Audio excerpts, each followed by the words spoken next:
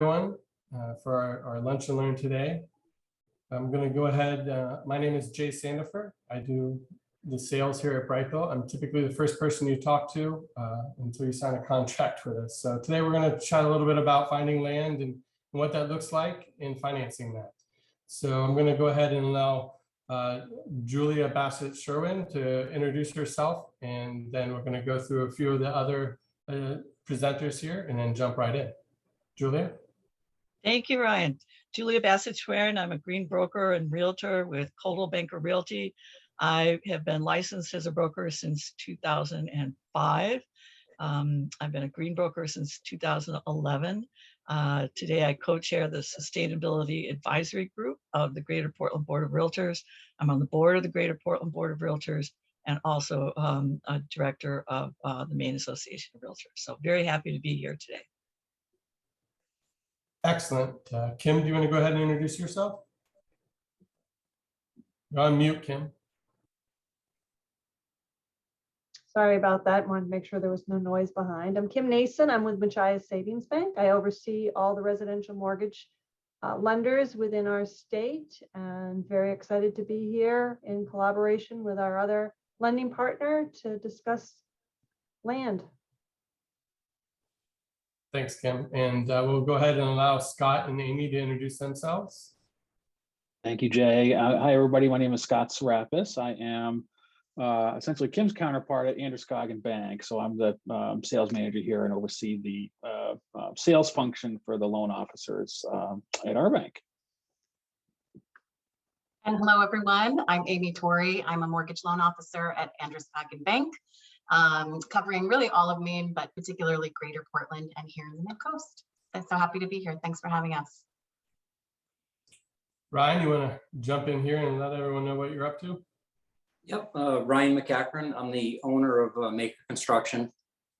We have basically set all of BrightBuilt homes over the last 2 years, a little over 2 years now, and growing into the GC end of things. We do full GC packages, earthwork, concrete, and then set the modular and finish out. Good to be here. Thanks, Ryan. Sarah, you want to jump on and introduce yourself?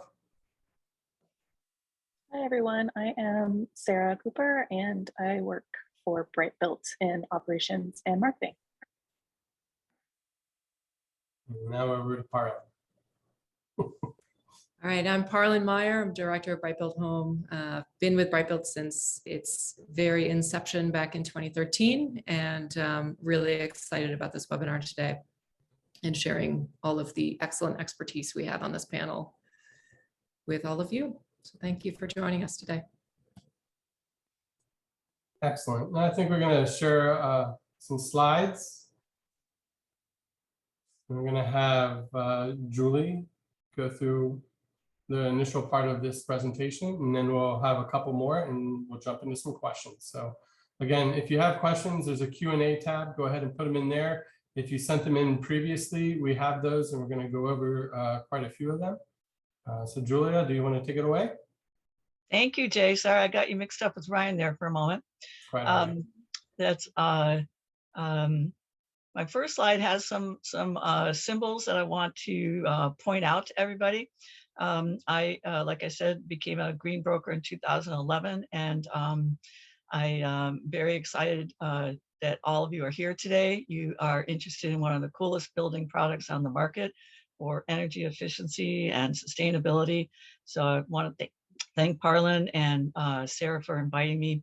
I just think education is so important. We, as a society, have not always practiced the widest distribution of land or the preservation of environment that realtors speak of in our code of ethics, yet we are educating ourselves all the time on sustainability. So I applaud you all for taking the time to learn about what it takes to do an intelligent land purchase. So let's dive in and look at some market data. Next slide, please. So land parcel transactions actually went up in 2021. Home sales did not go up in 2021 because you may have heard that we have a lack of inventory, but people started buying land. And so that is pretty exciting. And just to point out, the average number of days for land was 174 compared to 8 for parcels that already have homes on them. So it takes a little longer to do your due diligence, and we're going to walk through those steps. The highest number of land parcel sales were in the 11 acres and higher category. So we might be seeing a few subdivisions. Who knows? We'll have to see what comes through the planning boards. Next slide, please. The dollar volume of land purchases is up 42%. That's even greater than the increase in parcels with homes already on them went up. And the most expensive piece of land was in Phippsburg, sold for $2.6 million. Next slide, please. The average sold price is also up for land parcels compared to 24% increase for parcels with buildings already on them. That's not a per acre price. So I would say about half the parcels sold for less than $10 per acre. Next slide, please. With an increase in land sales, hopefully will come an increase in buildings. Building permits for all residential construction were up 28%, which is about even with the increase in the parcel sales volume. So next slide. The value of those building permits went way up, about 39% in 2021. Of these, 79% were 1 unit, 6% were 2 units, and 14% were 5 or more units. Next slide, please. So in a former profession, I created some long-range, large-scale data series like this one. This is building permits in Maine from 1988 to the present.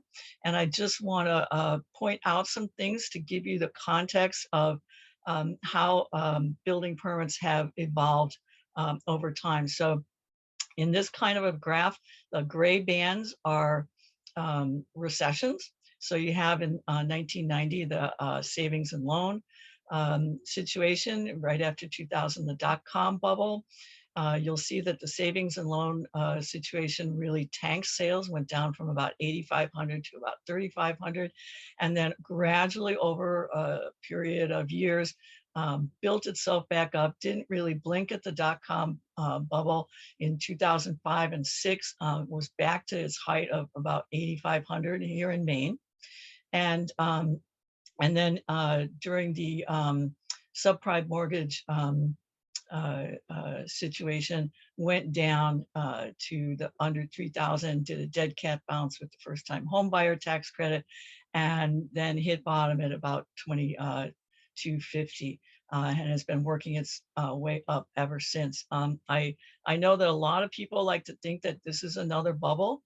I will just give you my opinion. It is not, and so the prices are just going to keep on going up in some fashion, and they're not going to leave us with people underwater and foreclosed like they did in this last recession. So that's just the kind of overall big picture. And then let's turn to the next slide and look at some land characteristics. So most of the land in Maine is privately owned. Roughly half of it is owned by corporate forest interests. The rest are farmers and residential owners and that sort of thing. So as a buyer, you're going to be looking at your criteria. You're going to be developing your instincts about what is going to be right and wrong. And hopefully you'll be looking at mainlistings.com. That's your original MLS source in the state for listings.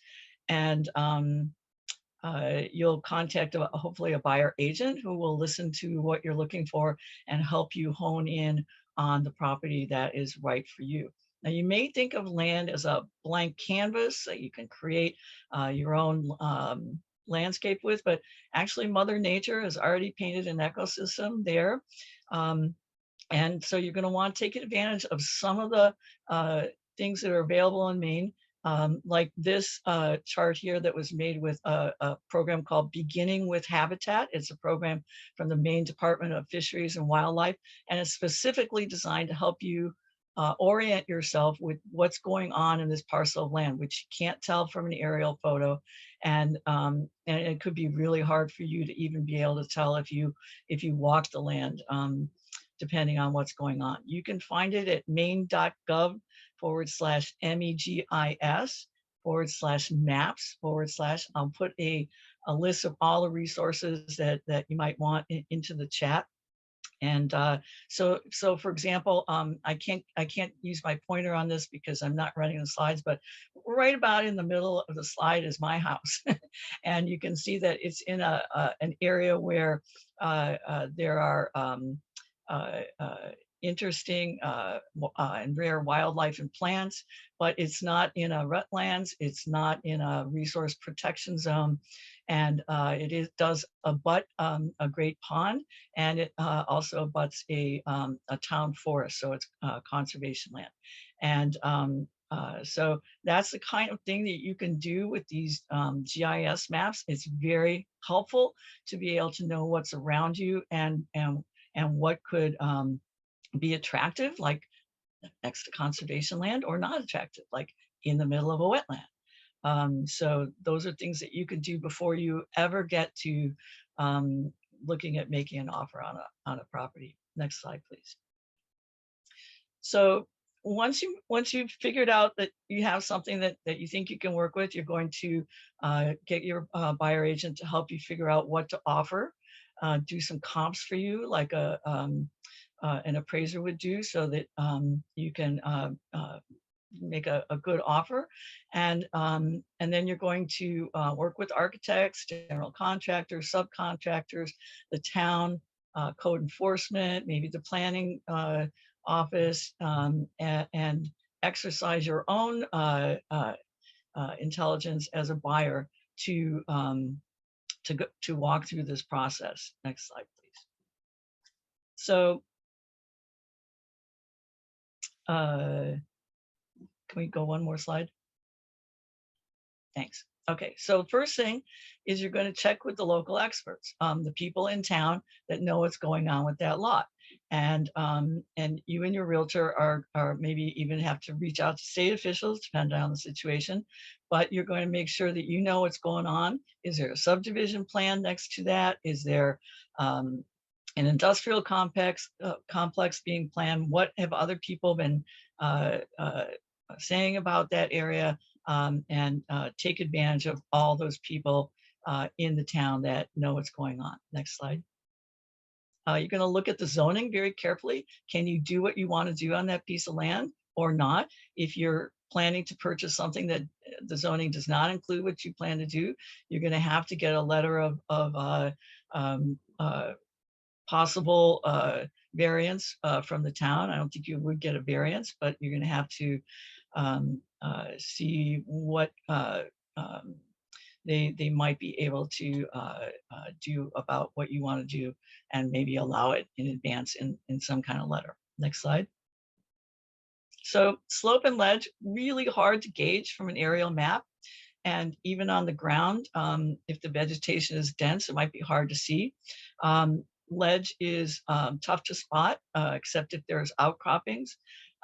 We know that the depths to bedrock, in other words, Earth's crust in Maine, is generally only a few feet to maybe 100 feet under the surface of the land. It's very high. So if you're planning a basement, you might have to consult with a detailed geology map. If there are hills, being at the top and being at the bottom both present challenges. And also on the subject of slope, what's happening upstream that could come down to make you unhappy? What's the distance to a public road? Things like that are important, because excavation and blasting ledge can be expensive, and there's a lot of it, and you just can't know for sure where it is until you get in there. Next slide. 83% of land is forested in Maine, 17.5 million acres. But although about 11,000 acres revert back to forest every year, more than twice that many are converted to non-forest. So removing trees is expensive, and doing so also removes carbon sequestration. So I know that that's important to everybody here. Next slide, please.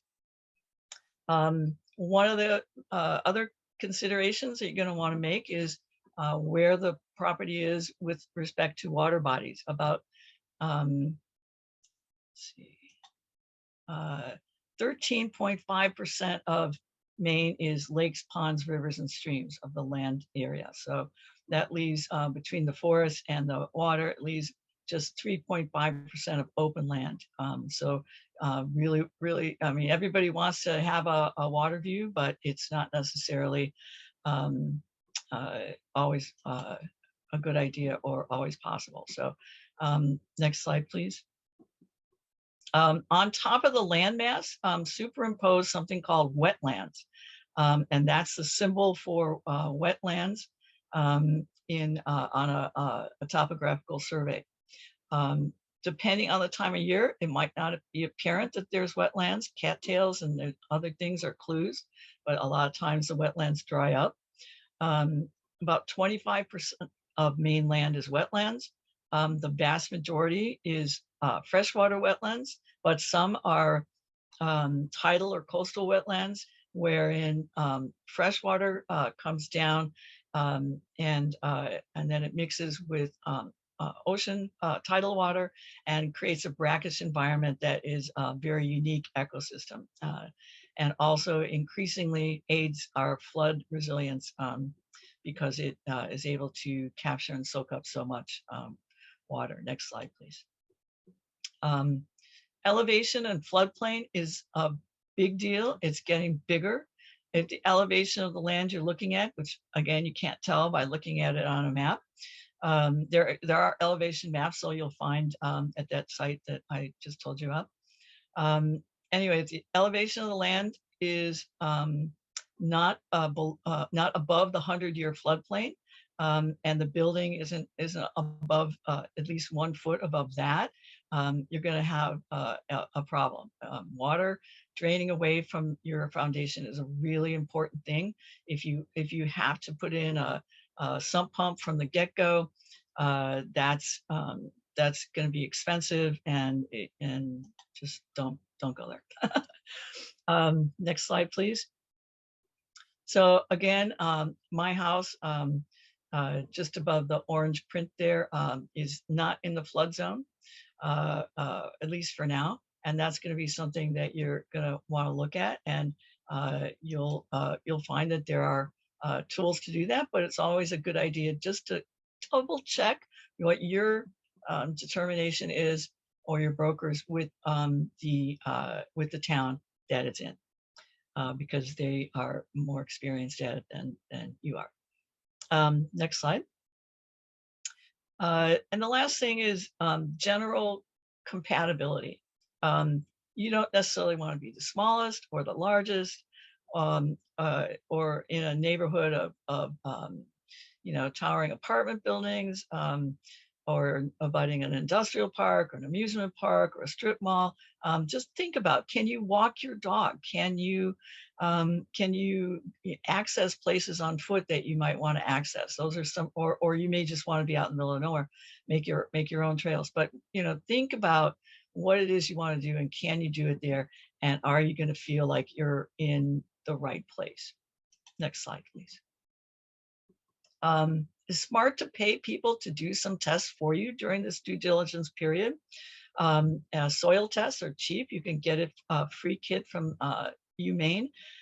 Dig up some soil with the seller's permission. Send it in for testing. It's not the same as a soil survey, but it's a cheap and dirty way of, if you want to find out your soil composition, what it is. Next slide. You'll also want to get a septic design if you're going to have a septic system. It's a subsurface wastewater disposal design, and they dig test pits to make sure that the leach field would work with the soil that you have. So once you know your building envelope, it's the key to identifying whether or not all that is going to work. Next slide. Really good to have a survey. A lot of times the owner will have one. A lot of times the owner might already have had a HHE 200 done too. But there's 7 different kinds of surveys.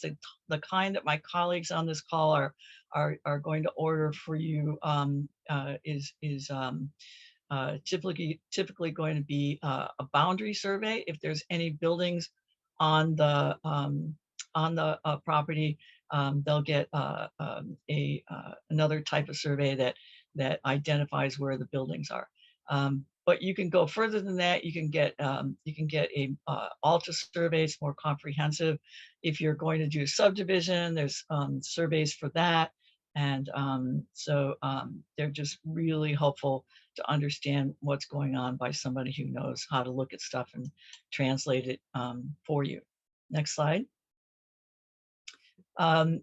This is a lot of work, but if you're on a budget and you can't afford to have too many surprises, you might want to know what the well and the septic and the excavation, the utilities, bringing the utilities from wherever they are to wherever your building envelope is going to cost. So you might do the work to have a couple of these, each of these professionals out to look at and scope your job and give you an estimate. Next slide. So challenges that may make you walk or renegotiate your contract, because you're under contract now. So you have a due diligence clause that allows you to walk away and get your deposit back if you find things that you just can't live with. And one of those could be ledge.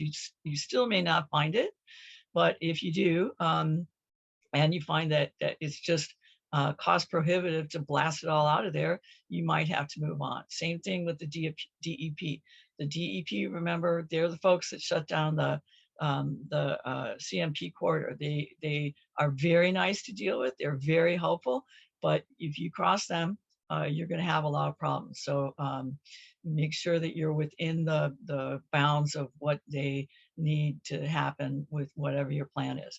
And then the final one is contamination. I mean, everyone has seen in the news about PFAS. Those are forever chemicals, and we have potentially more of them to find in Maine because they a lot of them came from sludge that farmers used to put on their crops. It's something that can leach into other areas and can leach into the groundwater.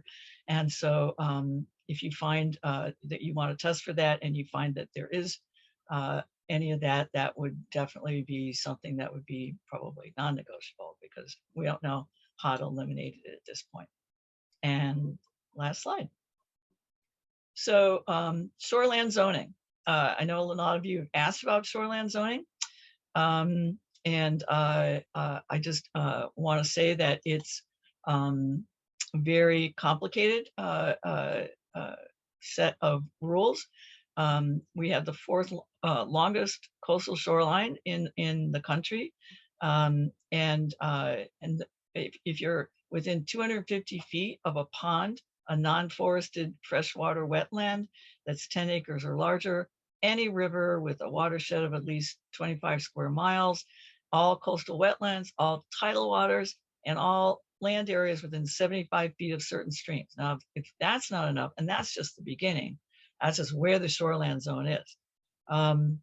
So there's a lot to it. You have to look at, if you think you are in the shoreland zone, you have to look at the rules. There are buildings that are inside the shoreland zone that are grandfathered that you may be wanting to expand, but you can only expand them 30% in their lifetime. If there's a septic system associated with that building, you have to have it tested when you're buying it. There's just lots and lots and lots of rules. Minimum setback varies from 75 to 125 feet from the high water mark of the water body where you could build. Just a lot of considerations.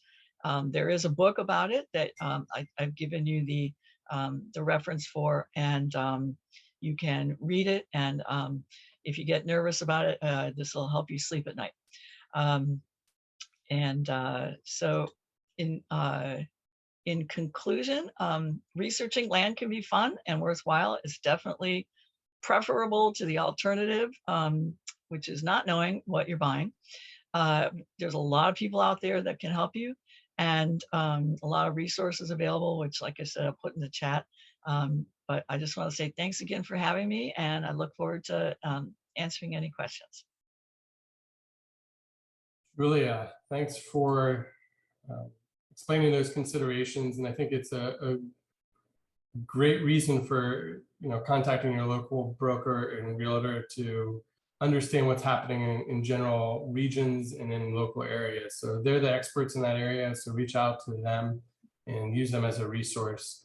Next, we're going to go to Kim, and we're going to talk a little bit about borrowing considerations. Hello, everyone. So just wanted to make sure that you had our contact information for Scott, Amy, and I. What we're going to do in talking about lending is just provide some really high level overviews about considerations for land. We're going to go back and forth a little bit between Scott and I and explaining some of those key factors. And of course, this won't be everything and regarding financing, but it kind of gives you some quick things to think about, or maybe some questions to ask when you do work with your local lender. And I am going to emphasize local lender. We like community banks. So just our little community bank plug. So Scott, you want to jump in and talk on our next slide, please? I'd be more than happy to. Thank you, Kim and Julia. Boy, you killed it. That was a really great presentation, and that is exactly the kind of conversation that Kim and I would want our borrowers to have already had with their broker before they showed up to talk about financing. They really would have an understanding of what's going on. So first up is just the requirements for down payments, which will vary depending upon the status of the land that you've selected. So this is something that does not differ from institution to institution. So this is any institution that is federally regulated by the FDIC basically has to comply with these requirements. So if you're purchasing raw land, which is really unimproved, just a field, no driveways, no utilities, nothing of the sort, that requires a 35% down payment. Improved land is a little bit of a gray area. The easiest and simplest way for something to be categorized as improved land is if it's in a town approved subdivision. So in other words, a subdivision that's been through the planning board process with the town. And so you're buying, lot 35 in Schwerin Bassett acres, right? And want to put your home on there. That's something that's automatically there because typically there's going to be some infrastructure, and it's been through a pretty significant due diligence period in order to get approval for subdivision. If it is somebody who, one thing we see, for instance, is somebody who sort of gets started and then for various reasons, the project stalls out, but they have the driveway and the septic in or something of that sort of nature, that would be considered to be improved land as well. Generally, there's a list of things that would be considered improvements. It's access, it's having utilities stubbed to the lot, it's having water, well drilled or municipal water stubbed to the lot line. Things like that. Usually we need at least 2 of those items to be present in order for it to be considered to be improved land. So could I have the next slide, please? So appraisal considerations. So all banks, there's no polite way to say it, but approach collateral as if we're going to own it someday, right? And we want to be sure we understand what the risks are that would come from selling that property if we had to foreclose on it and eventually ended up owning it. So all banks are going to require an evaluation of some sort to determine what the fair market value is for that property. That will vary depending upon what it is that you're purchasing, what the loan amount is. There's sort of different considerations as far as how in-depth the appraisal needs to get in that perspective. If you are buying a place for $150,000 and it appraises for $200,000, while that's great news in the real world for you, from a lending perspective, the loan to value, the lending value will always be based upon the lower of the sales price or the appraised value. If you were doing this all in one fell swoop, so you can do a construction loan in conjunction with the purchase of the land. So those things can sort of be melded together. When you're financing the construction, what's considered to be your acquisition cost is the total of what you're paying for the lot combined with the cost of the improvements that you're putting on there. That, if that value is greater than, for instance, what the appraisal value is, then you have to make up the difference. In other words, the lending value is based on the lesser of the acquisition cost in this case, or the appraised value. Acquisition cost being akin to the sales price when you're thinking about the cost of the not just materials, but the labor and the improvements that are going on there. So if you already own land, so if you do a land loan or you already own land, or frequently people in Maine get gifted land from family members, if you already own it, then it is treated as, if you've owned it for less than 12 months, let me say, it's treated, the acquisition cost is what sort of plays into the factor. If you've owned it for more than 12 months, then it is, the appraisal gets done on just what the value of the completed project is. So construction loan appraisals are completed on what's called a as-built basis. So they'll take the plans and specs from BrightBuilt, they'll look at similar homes that are selling right now that are completed, and that's what the appraisal is based on, is on the finished product, which is, you know, hopefully akin to what the, you know, total cost of the product is going to be for you as a purchaser. So can we have the next slide, please? So I'm going to jump in and the talk fun about, part. yeah, Yeah, flood we left the insurance. fun part for you. Yeah. So banks are very strict on flood insurance oh, back one, please. Thank you. Flood insurance. So if you're looking at a piece of property and it's in a flood zone, that doesn't automatically mean that you have to have flood insurance, but you need to be fully aware. When you're buying the land, and if you get a construction loan for, I'm sorry, a land only loan, you're not going to be required to get flood insurance. But when you get ready to build and you're figuring out where you want to put your house, you need to make sure you understand, and that's where the survey comes in, that's where talking to the town comes in, that when you're putting the footprint of that property, not one bit of it is sitting in a flood zone. Even if you have just a small little inch of the deck over steps into that flood zone, we're going to turn around to you and say, we need flood insurance. So it's a lot easier to know that when you're mapping out exactly where the lot, your property is going to have the land and the building, so that you know you're not going to get into that expense. Because flood insurance can be very expensive. And it may be that you say, no, I want it because of how I'm building the house, but it's something you definitely need to consider in the land purchase. So next slide, please. From a financing checklist, we're all going to do the same thing. We want to verify your income. We want to verify your down payment. We're going to verify your credit. When we're looking at a land purchase, we want a copy of the purchase and sales, and we need a copy of the deed because we're going to need to have full title done on that. So when you work with your individual lenders, the way you can make this work quickly is when they ask for information, you get it to them as soon as possible, because that will move your process a lot faster through the pipeline. Next slide. Do you want to take this one, Scott, or would you like me to keep going? Why don't you go ahead? I already sort of stepped all over it when I was talking about the appraisal. Yeah, and you did, and which I thought was great. So just wanted to just emphasize again the acquisition cost, because that can be confusing for people, and make sure you're including all the costs associated with building the property. You can use the owned land towards that down payment if you bought the land and are now building. One thing to remember too when building is we're going to ask for a contingency. We're going to say, we know you're going to have cost overruns. We know that you're going to want to do change orders. And typically a bank will want to see that there's a 10% contingency for those overruns and charges. And that is money that you're going to have available so that it can be put into the property. You may not need it. That's great. But if you do, we need to know that it's there. It's part of underwriting.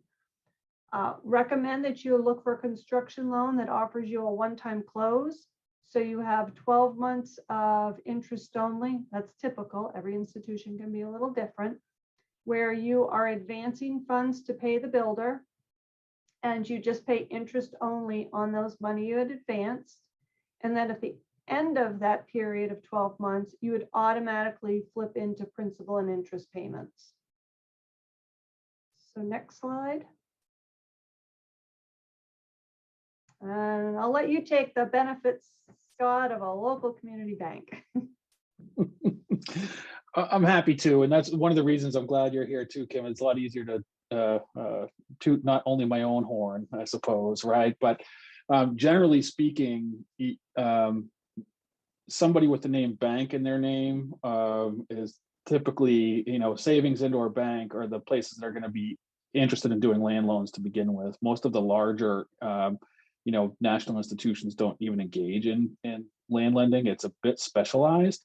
You have the benefit, obviously, of somebody who typically is going to be in the community and understands the market in which you're purchasing, and also knows the players. That's one of the large parts that really stuck out to me about Julia, was like, she has the resources in line already and knows what to do. It can help guide you and educate you through the process. Obviously, we are all, the money stays in our community. We service all of our own loans. You can actually show up and talk to us in our office, and our interest is in a long-term relationship with our clients. So there are really, in my mind, no downsides to working with a local institution. I ditto that. Yeah. Thank you. Yeah.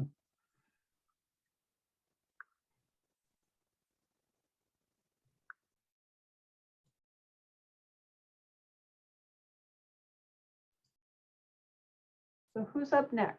Okay, well, we're going to shift then to the Q&A section. So thank you so much, Julia, Kim, and Scott, for your very sage insights. We did have a couple questions come in during the presentation, so I think we'll go ahead and shift to fielding those live questions first. And it looks like Jay might be having some internet issues. So I'll go ahead and field these, or not field them, but pose them. And those who are on the panel can help respond to these. And then we'll shift, as Jay said at the beginning, we'll shift to the pre-entered questions that folks posed when they were filling out the RSVP form for this webinar. So number one, from Zeke, I've started looking at land to buy, and the majority of what I've seen does not allow modular homes. Is this something that can be worked out with the town to allow them, or is it a non-starter? I have an answer to this, but I wanted to pose it to Julia first to see if you've run into this as well, Julia, and how you guys have handled it from your end. I actually am shocked. I know there's some parcels of land that don't allow manufactured housing. But modular housing is a superior product to stick-built, site-built housing in most people's opinion. So I think maybe there's a confusion between the terms manufactured, which is basically housing that can move around, and modular, which is housing that comes to the site pre-built in a nice factory with computer controls and all kinds of benefits. So that would be my take on it. Yeah, it's we've seen it from time to time, particularly with subdivisions or HOA related parcels of land. And we have found it has depended, honestly, the success at getting around it. We've certainly been successful in making the case for our homes specifically, and what a BrightBuilt home represents, both in terms of performance and aesthetic. So we've been able to get around it in that case. If it's a town-driven covenant, it still certainly may be able to be remedied, but it would be dependent upon who's evaluating that and whether there is gray area in their assessment. So good question. Thank you, Zeke. Now to Alex. What impacts with respect to real estate and economics do the panelists see from likely sea level rise? I think I'm gonna, since that got posed to a real estate standpoint, I'll start with Julia, and then All if right. Scott or Kim or Amy, if you have insights, I don't think it's gonna be tough to answer this one Well, definitively. for sure, sea level rise in the Gulf of Maine is forecast to be 1.5 by the middle of the century, and as many as 7 or 8 feet if we don't do anything about it as a world, because it's a world problem. But the Gulf of Maine is particularly vulnerable compared to some other places on the planet. So we're pretty much going to see 1.5 foot no matter what we do at this point. But if in the next 10 years we buckle down and really convert to a clean economy and we do it as a international effort, then we have the potential of staving off those other 5 to even more feet of sea level rise that we could have by the end of the planet. And so that's just what the scientists are saying. It affects a lot of places in Maine. I used to live on the ocean. I don't anymore. And it affects inland because inland waterways and tidal areas are impacted. And it affects even inland areas because of just all the other effects of storms and rain and drought and other changes that are happening to us. So great question. That is my take on it. Yep, which I think is very prescient. And speaking to the financial implications from a bank perspective, and this will actually sort of dovetail in with another question that I saw pop up in the chat regarding flood insurance. So it stands to reason that high ground properties in the high ground, right, would then be more desirable, and properties that maybe used to be one row back from waterfront are now the new waterfront, right? But the way flood insurance works is so loans generally are a snapshot in time, right? So if the loan qualifies at the time that you close, then it qualifies. Flood insurance is actually one of the few things that actually can be I wouldn't say retroactive, but potential forward facing. So one of the things that happens when you apply for a loan is we get what's called a flood determination done by essentially the insurance company, who has maps that are overlaid and determine if the property is in the flood zone. But there's a rider to that, which is called life of loan. So if you buy a property that is not subject to flood insurance requirements, but the sea level changes and now it is, you are then required to purchase flood insurance in the current time. So, which is always a super fun conversation to have. The flood maps changed recently, and I think quite a large swath of Old Orchard Beach that was never in the flood zone now is. So a bunch of those condominiums that are right on the beach, and it's based on the structure. So the associations themselves, get a commercial flood insurance policy on the entirety of the building. So very good questions. Yeah, and we have no flexibility. It's a high risk conversation with us, with our regulatory agencies. So we don't mean to be holding the big, fist and pounding our, down that we have to have flood insurance. But when you're in a flood zone, you're in a flood zone. There's nothing we can do.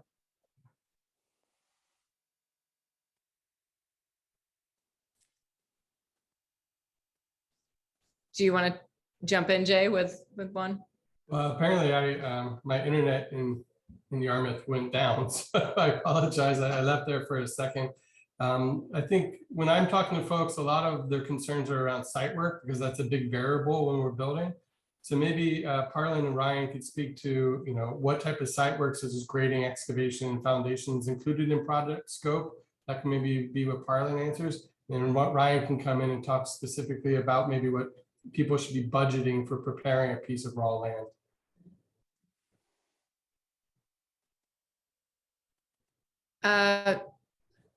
Yes. So in terms of scope, what's typical for our homes is full foundation basement is what I would say most people generally tend towards. With modular construction, you do need at least a 3 to 4 foot crawl space in order to be able to get up underneath the modules and make the connections between the boxes themselves. So in terms of excavation and site improvements, that's something to bear in mind. Then otherwise, as was already mentioned, utilities, so septic or well, if you're in a green non-municipal site, or stubs and connections to the sewer and water if you are in a site that has those city services. Bearing in mind that not only the cost of those connections is a factor, but a lot of towns have an impact fee, essentially, that you're adding strain, so to speak, to their services. And so there's a base fee that's requested when you tap into those main lines. So that's an expense to bear in mind when you're looking for land. In terms of other site improvements, our homes are all designed to be net zero. And so that generally means we're looking for at least some lens of clearing to the south of the home to allow for that sunlight to get to both the solar panels on the roof, as well as taking advantage of that radiant heat from the sun to help offset the heating loads within the home itself. So site improvements generally, just to summarize, the driveway and approach to getting to the building site, having enough staging area for setting up the crane and setting the modules, having enough solar access for that solar array, and the utilities themselves, water, sewer, and as well as an electrical tie-in from the road. So I'll hand it to Ryan now to talk about some of the costs of some of those things. Yeah, I think I'd start off by saying having some smart people around you that pretty well answer all your questions for you. So Julia hit the nail on just about every head, as far as site costs go. But and also I'm starting to think maybe I should have consulted with her before I took the project that I'm currently sitting in, and maybe a project that I have on Peaks Island coming up this summer, both BrightBuilt houses. But because from a due diligence standpoint, I know it can be a pain to try to work through a lot of that stuff ahead of time, but man, you'll save yourself quite a bit in the long run.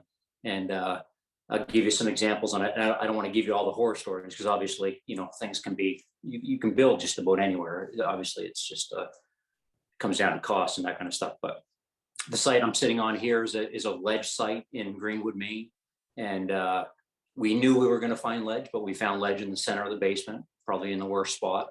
We worked around it, but it's a ledge site.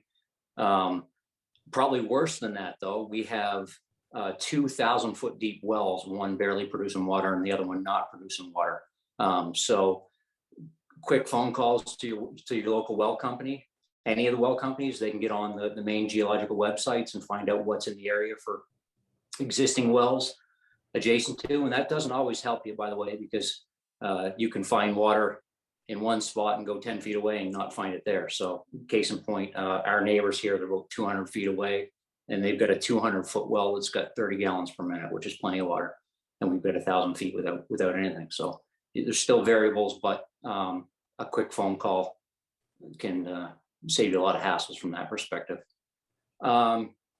Cost, obviously, a great deal of variability there, but generally speaking, 300-foot well is going to cost you somewhere in the $15,000 range. Septic system, if you're again, this is all in this case, I'm just thinking about where I am, it's all private. Septic systems, $8,000 to $12,000 for a contractor to install. Again, don't hold me accountable to any of these numbers, but and then obviously the site itself plays a big factor on grading, driveways, the type of soil that's down there. You can, when you're talking about a driveway, if you're on a gravelly site, then obviously you don't have to go that deep to remove existing soils to put gravel down for a foundation for a driveway. If you have a till site or a lot of topsoil, obviously that's a little different story. So again, going back to what the things that Julia hit on, you can have soil surveys done initially. Just have somebody, you can have a contractor, obviously, if you have a contractor in mind before you purchase a property, or a good broker that understands, have them walk the site with you. Look at those things. Somebody like Jay, obviously Jay sees a lot of sites. He he can help you kind of walk through those logistics. Yeah, and then obviously you go, so the site that we have in Peaks Island's in a flood zone. About half the property is in the flood zone. You know, so, but that's a pretty easy thing to research. Also, you just poke around on websites till you find something eventually. But if you just search, you know, main flood zone, you'll come up with the information that you need. And then that site is a whole different animal. It's all public services. So we're connecting into an existing water line, existing sewer line. As Parlin mentioned, those fees can be a lot more substantial. The city of Portland,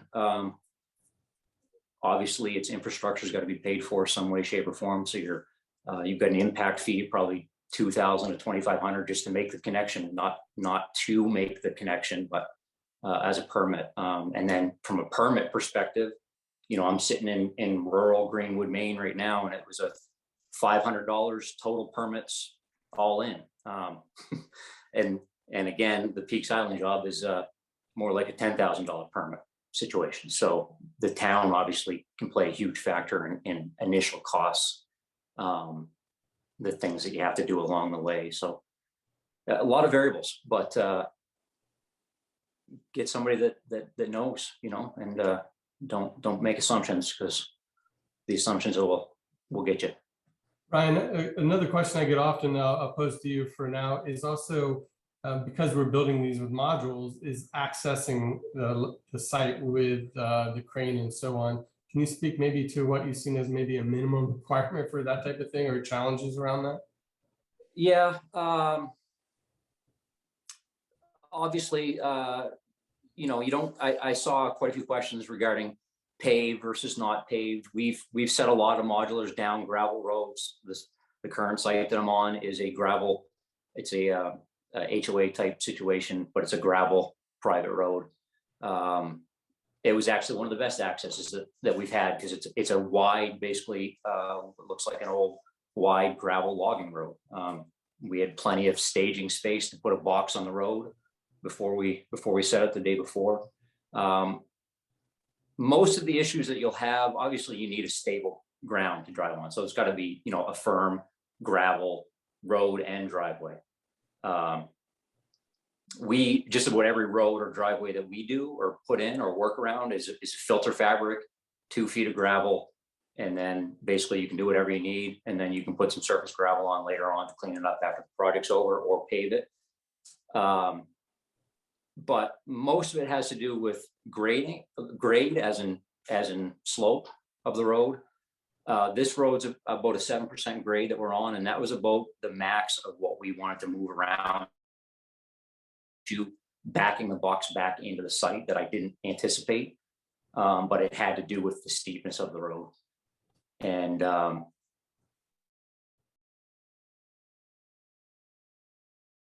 boxes generally come to 15 feet wide. If it's a straight road, you need 14, 15, 16 feet to get it down. But you're talking a turning radius, you have a 50-foot modular home on the back of a 30-foot long toter. You've got roughly 80 feet. So literally, if you took a tape measure, and this is one way you can do it, but if you took a tape measure, pulled it out 80 feet long, you know, long 100-foot tape measure, with 2 people, and walk yourself around the corners, you can kind of gauge whether that thing's going to go around the corner. But that's turning is the biggest part of the equation usually. Great. I'm going to flip this a little bit and ask Julia a question that we had from Joan prior to the webinar, which is, what should a land seller do as a minimum for getting a good return on their investment? And what are buyers advised to look for? Well, a seller is, if they want to get the best leverage, they should do some of this due diligence themselves. They should be able to describe what the land consists of. A lot of times brokers don't really know. Sometimes brokers didn't walk the land. Sometimes they aren't really familiar with what to look for, and so they don't know what to say about it. But a professional survey, a professional septic system, quotes for various things, the seller can do that up front, and then they're going to be in a much better position for that transaction to go through in a shorter amount of time. Excellent.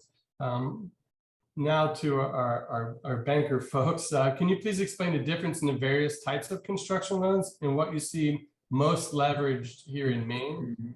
This person's especially curious about USDA loans, given the Good day. I'm cutting you off because I see that Scott is currently typing an answer to this question. And I also wanted to suggest that since we're running late on, or we're running out of time, that perhaps we can take the questions that currently, that we don't get to today and distribute them to the group of panelists to try to get, brief answers to those questions that are still outstanding, both in terms of the live list and those that came in beforehand, so that we can hopefully answer all the questions that have come in. And then that response will get bundled and sent around to everyone with the recording of the webinar. So everyone will see all the answers, and everyone will also have this recording to refer back to afterwards. So sorry to cut you off, Jay. I'd noticed that Scott was already in the process of answering that particular question. One that might be a pretty quick answer, I'm seeing two questions right now that are related, is the due diligence period in a land purchase. We're talking about a lot of tests and evaluations of land. One person asked, how long is that typical due diligence period for land purchasing? And another person asked, is it typical to do all of those estimates and surveying after getting under contract with a buyer beforehand, or with a seller beforehand? Sure. Well, I guess that's for me. So, you really need to take your time. It's not like a 2-week period for a home purchase where you just need to get an inspector out there.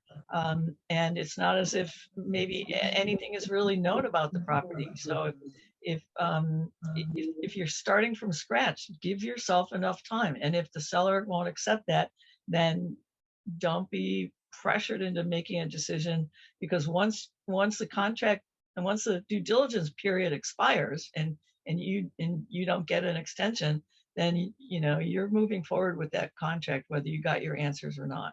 So anticipate how long it's going to take you to get people to do what you need them to do, whatever it is. Some lots are very easy and the information's already readily available, so you don't have to spend a lot of time digging. You just have to go to the town and verify stuff. So it's all over the place, but don't, like I said, in the beginning, the period of days on market for land is in like 150-day range, as opposed to homes that are being sold, which is 8. So don't feel like you have to take less time than you need.